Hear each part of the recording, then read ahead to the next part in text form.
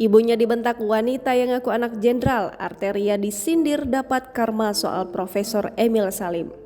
Nama Arteria Dahlan, anggota Komisi 3 DPR RI, kembali mencuat usai video yang memperlihatkan dirinya cekcok dengan seorang wanita viral di media sosial.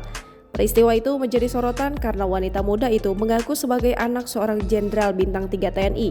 Entah apa yang menjadi persoalan yang memicu keributan itu terjadi, namun wanita muda yang usai keributan dijemput menggunakan mobil dinas milik TNI sempat memaki-maki seorang ibu-ibu yang berada di samping Arteria Dahlan.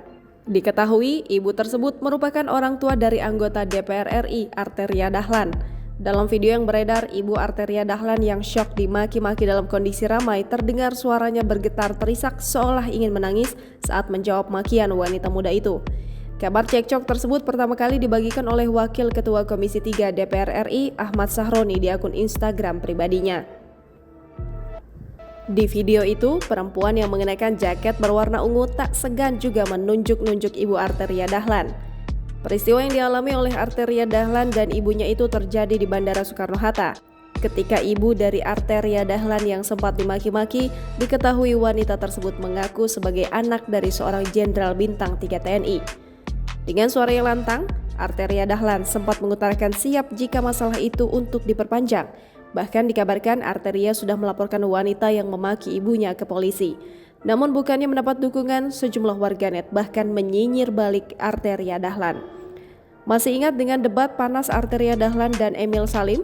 Ya, warganet kembali terngiang dengan peristiwa di mana Arteria Dahlan juga pernah membentak Emil Salim. Komentar yang dituliskan warganet seolah mengingatkan saat momen di mana Arteria Dahlan menunjuk-nunjuk Profesor Emil Salim saat keduanya hadir sebagai narasumber yang menyikapi soal Perpu Undang-Undang KPK. Bahkan Arteria Dahlan dalam acara Mata Najwa itu sempat menyebut Emil Salim sebagai profesor sesat dengan nada tinggi. Hal inilah yang kemudian disebut-sebut warganet bak karma yang kembali ke Arteria Dahlan. Jangan lupa subscribe, share, komen, dan like ya.